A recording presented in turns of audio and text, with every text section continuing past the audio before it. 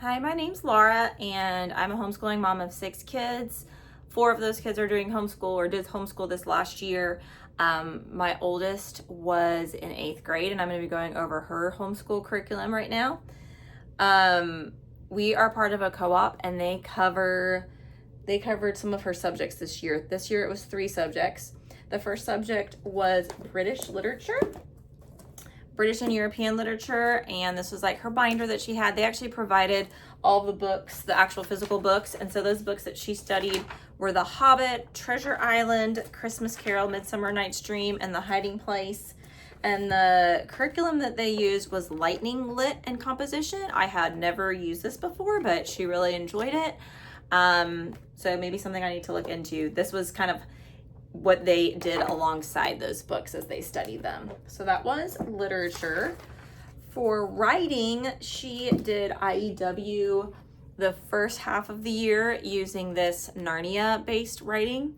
And I don't think they did everything in this book. They did parts of this book, kind of went through, used different things throughout the whole book. Then the second semester, they did more persuasive writing using the Lost Tools of Writing. So we got the teacher guide and the student guide for that, for her to learn persuasive writing. And we had kind of dabbled in that. We had kind of used it on our own actually the previous year. So that was helpful that she had done a little bit of that. But she did the persuasive writing on different books, so I still felt like it was a valuable experience to keep going with that. And then the third subject that she did at our co-op as an 8th grader was science, and that was physical science, which was used exploring education, and that's things like forces, machines, motion, energy, electricity, magnetism, chemistry, sound, and light. So, not lots of quizzes and tests and projects. I wish I had the box that came with this. It was really, really cool. They built things throughout the whole year. And it was like a building kit. I'll have to link to it. It's like a building kit where they actually learned about all these things with hands-on activities that came in a kit. So that was really helpful, and she enjoyed that. At home, the things we did was probably our biggest piece we did together was history. We used Sonlight Level F, and this is like a massive teacher guide. And the reason it's so massive is because I bought it used online, and the one I found was history, Bible, and literature, and science. So whoever had this before me kind of put all of the pages in there, as if you wanted to use it for a complete literature curriculum and a complete science curriculum and a complete history and Bible curriculum. So I took this same book and I just kind of took from it what I wanted from it, which was mainly history and read alouds. So since she didn't need literature, she is already studying literature with our co-op, she just did the history books with me, which was, it was a really, really cool program. I highly, highly recommend it. This was a highlight of our past year. This was like the spine book, Journey Through the Eastern Hemisphere. It goes through, Asia, but not even just Asia, a lot of the Middle East. I think you could summarize it by Asia and the Middle East. And even parts of Africa, if I remember right. And also, yes, Africa was included, and the Pacific Islands, New Zealand, and Australia, and Antarctica. So it's almost like everything except the Western world. That was great. This was some other books that were along in the history topic, which was Hudson Taylor, Sudoku and the Thousand Paper Cranes. This was kind of an economics book, Whatever Happened to Penny Candy. We loved this one. This was one of our favorites. I don't know, there were so many good ones. William Carey, Missionary to India, when we were studying India, and all of these lined up. You would read this book on that country, and this would talk about the economy, the people there, the religions there, what people do, how they live. Felt like geography. It's like a geography book with a lot of history, so you'd kind of learn a condensed history of that area of the world, from beginning to end type history, for every country. And then they would kind of intersperse these books. So this one was after China. I think this one was after Japan. This one was after India. This is missionary stories from the Middle East, I think Iran. And then Mary Slessor was Africa. So all of those were just so good. And you know, there is a faith element to that because a lot of those were missionary stories. I didn't feel like I used the instructor guide a ton. We were doing kind of like speed version of Sonlight, just to be honest, because of everything else we had going on. And I had about an hour to an hour and 15 every day to devote to this topic. I was able in that time to do history and read aloud. They also had this Eastern Hemisphere notebook. And I know on the Sonlight website, it's going to say the time's much longer than that. I think it's because they're doing a lot of like question and answers from the teacher guide. And we just decided we want to still do it, even though we don't have that amount of time to devote to it. We didn't have 3 hours to devote to it. But I just want to encourage anybody out there that doesn't have 3 hours to devote to Sonlight and history and reading, that you can do it. You just may not be able to do all the components of it. Now, this was a component that we did do. This was a really, really cool kind of like notebooking, journaling thing. And it's like really, really helpful. Gave them like timelines and things to fill in as we learned about all these countries, maps that they would like fill in, label. So I hope you can see all of that. And so that was, I feel like, a great introduction to note taking. And they would pretty much fill this out just a few days a week while I was reading that spine book that I showed you. Then we would also do Bible. And the main Bible books were Praying Your Way Through 100 Gateway Cities in the 1040 Window. This book was really cool. It was, I don't know, you could say it was a little dry at times, but I learned so much because you were learning about cities that you've never heard of before that have millions and millions of people, and most of them are unreached. So, and then there's a prayer. There's prayers at the end of every day. And so it was almost like just a short, like this is just as like you would do this 1 page a day. Learn about a city in a particular country, learn all about that city, learn about the people there. And really, I know a goal of Sonlight is like a heart for the lost. And that really happened for us, including myself, because you find out how few there are that are Christians in some of these places. And really how blessed we are, but how much help they need in other countries to just learn about Jesus. This was the main book provided for Bible. It was like a kid's version of Case for Creator, Case for Christ, Case for Faith. My take on this book is that it was a great topic, but not the right age group. So this felt too juvenile for my 11 and 13-year-old. So I was like, maybe they're ready for the real Case for Christ. And then I found that there was a student version, a student edition. So I guess there's like 3 versions of all these things. There's like Case for Christ for kids, students, and adults. I got the student version and it was pretty much perfect. It was Case for Christ, and then Case for Faith. I think the Case for a Creator, we just did that one we did the kids version of that one. That was before I figured out that the student version existed. So for this age group, I highly recommend the student editions. That was basically perfect and really, really good content in those. This was the poetry book, and we did read this. It was a certain style of poetry, and it just didn't take very long every day. So I wanted to incorporate some poetry. Took about 2 minutes a day. So we did that. This was a science thing that was included that we just kind of played anyways, Unlocking the Mystery of Life. And we actually enjoyed the first couple episodes of that. You can find it on YouTube. This was like a puberty, how you were changing type book that was included that we actually didn't read because I have other resources for that. The read alouds were amazing. And like I said, the time we had, we mainly just read it and talked about it. This is a great one, Where the Mountain Meets the Moon, Young Fu of the Upper Yangtze. Really enjoyed that one. Master Puppeteer, also really good. Some of these were kind of hard to get into, and I've noticed that with Sonlight, like the older they get, you have to like have patience that the book's going to get good. And that was this one, but it did, and we enjoyed it at the end. This one was good, but probably not our favorite, but interesting and taught you about a different type of religion. I Rode a Horse of Milk White Jade. Breaking Stalin's Nose was Russia. I believe, yeah, Soviet Union. Land I Lost was really, that's about Vietnam, and it was really entertaining and fun, and we really liked that one. Rickshaw Girl, I think this one was India. Short read. Teresa of Calcutta was India. Really, really enjoyed that one. Daughter of the Mountains.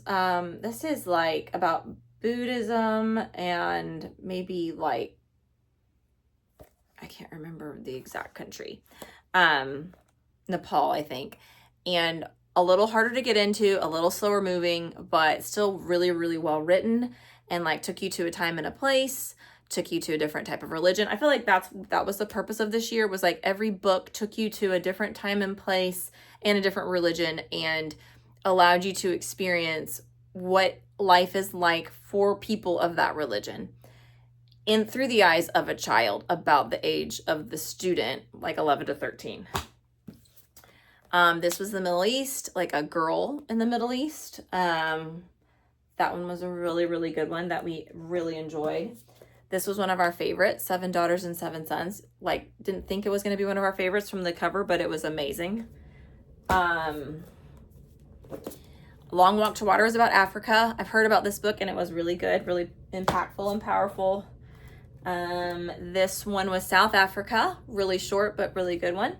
Journey to Joburg. And then we actually had already read Horse and His Boy through our co-op, so we skipped this one. And then we did not finish, so we did not make it through the last ones, which would have been Cornelia and the Audacious Escapades of the Somerset Sisters, Call It Courage, and Beat the Story Drum Pum Pum. Okay, so this looks like Nigerian folktales. So, you know, I don't know, it's really hard for me not to finish a curriculum, but I just am choosing to look at all the things that we were able to do and to not give up even before trying, just looking at the quantity of books that it is and just knowing the other kids I have. And so I'm really glad that we gave that a try and didn't give up. And I think at the end of the day, even though we didn't finish it, we didn't get to Australia and Antarctica. It was still amazing, and we still learned a lot about the world and all of those years of American history, all those years of world history, which is mainly European history. I feel like that was a hole that they didn't know much about the Eastern Hemisphere. Even though we had done Story of the World, which definitely touches on China and India, I felt like it was good to focus on it in this way, because we hadn't done read alouds necessarily about children in all those cultures and all those religions. And I felt like this was a really good age to tackle those topics, and I felt like the way that we did it, not using the teacher guide, I don't think the teacher guide had a lot of guidance anyways. It just led to a lot of conversations, and I think you do have to have a little bit more mature student who's able to like learn about some of these other religions and some of the practices that these other religions have, and like being mature enough to handle that. So I felt like it was a great fit for my kids. That was history and Bible and literature. And then some other things we did at home was spelling. This is like a really good basic spelling program that we've been using for years. And we're just gonna finish this out. I think if we would have started on time, she would have been done with this by now, but we're just gonna finish the last half of the book for 9th grade and just call spelling a done deal. For Fix It Grammar, we did Robin Hood level 3. She maybe could have done a harder level. I think this was like a pretty good independent, more independent than I thought it was going to be, subject for her. To be honest, we just had her do it on her own and check herself with the teacher manual, and that worked out great. And I feel like she was able to kind of stay on top of grammar in that way. But next year we are going to switch to something that has like quizzes and tests, so that for 9th grade I have a better way of assigning her a grade for grammar. For Spanish, we just toyed with this Spanish in 10 minutes a day and did not do many lessons with this, but I do think that this would be a great way to introduce Spanish to an 8th grader before they do like a full-blown Spanish 1, even though she had done a Spanish class before, but we did that with her younger sister. And then for Bible, another thing she did is we had an FCA group with our co-op, and what they taught them to do is read a passage of scripture and journal about it. So she was doing that, which I think is a great method to read it like a chapter and just kind of write like, what does this passage mean? So explain the passage, apply it, and then write a prayer about that passage. And then one other cool thing that my daughter was able to be a part of this year was we did like a little home economics rotation class where a bunch of moms and their daughters got together and took turns teaching different like skills, like really whatever the mom felt comfortable teaching. So whether it's cooking, or like I taught about like home fresh milled flour, and I taught about budgeting.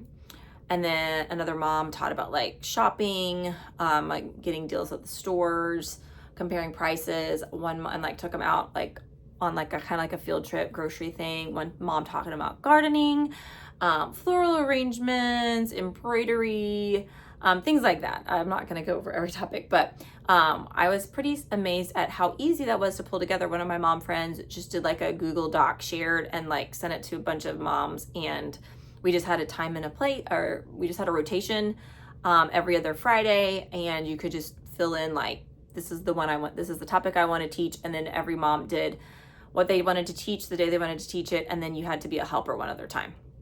And it worked out great, and we plan to do it again, and we're going to try to do it with some younger girls too, from just some girls we know. So wanted to throw that out there because it was pretty easy. It's more like just, I think we did it 10 to 1.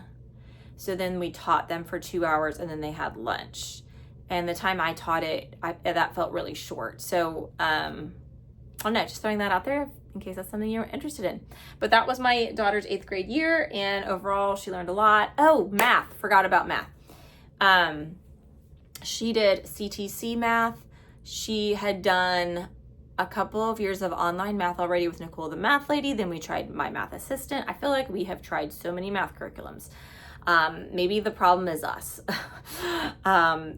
The last thing we have tried is CTC Math, and that was probably my favorite out of all of the math online programs that we have done. I felt like it was able to show us weak areas. It was able to not just have a placement test, but have like a placement test in a bunch of different topics, and able to show us like, these are the topics that she was comfortable in, these are the topics that she wasn't comfortable in, and we could then have her really do the areas that she wasn't comfortable in, or wasn't like getting the grades that we wanted her to get in that particular topic, which I feel like is kind of invisible in a lot of other online math programs. I am switching to a different math program this upcoming year just because I want to do something a little more, a little more difficult. So I think CTC Math was a great way for her to kind of fill in the gaps that she had, honestly, from like switching around math curriculums over the years. And really, we would have been happy to continue on. I did get a little bit concerned when we did a placement test for another math program, and she like was not comfortable with that placement test, which made me feel like maybe CTC Math was not as rigorous as I wanted it to be. And now it's probably just because my brain's going to like SAT prep, and I've never done this before. So this is my oldest kid. And so let me know in the comments if you guys have any tips for math for the high school years. We're gonna try Dive. I think it's called Dive. Shorman Math, sorry, Shorman Math. Shorman Math and Dive are kind of correlated, I think. So thank you so much, and that's all I have for my 8th grader. Bye.